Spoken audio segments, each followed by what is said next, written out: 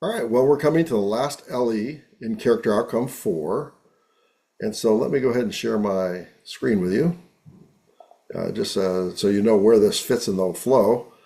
We're continuing, this is the last one we said in LA4, which is historically aware biblical leader. We're in competency 12, which is looking at ethical leadership. And specifically, what we're going to look at is making ethical decisions in a fallen world. You know, we live in a world that is very much opposed to God. We said earlier in character outcome 1, LE4, we said there's two kingdoms. There's the kingdom of God and there's the kingdom of Satan. And that because of that, we have to make very difficult decisions at times to determine how should we live as Christians in a fallen world that's opposed to the kingdom of God. And so at times you're going to find that there are two biblical commands that can feel like they're at odds. So, for example, when you had the midwives in Exodus chapter 1, right? And that they were supposed to obey the leaders, which we're told that in Romans 12, but at the same time, that their leaders were asking them to kill all the firstborn Hebrew baby boys. And so we're also told not to kill. And so you have to square that. And so this whole LE is trying to help you to make and navigate those kind of ethical decisions.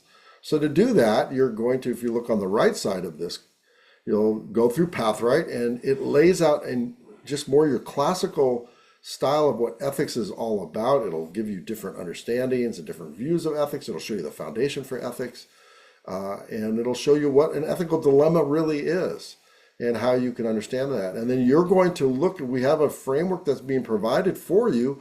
Or if you feel like you want to tweak that framework, you can tweak it in a way that's going to be more in keeping how you culturally would understand ethics.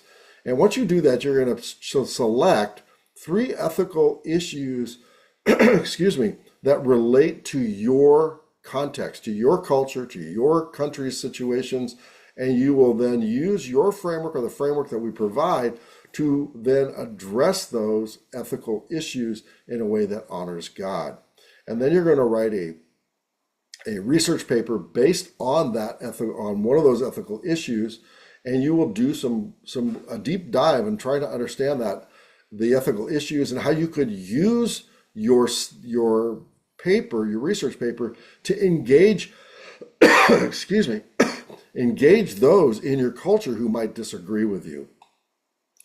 And so this one is a very helpful, practical way to engage your culture and to honor God. Thanks.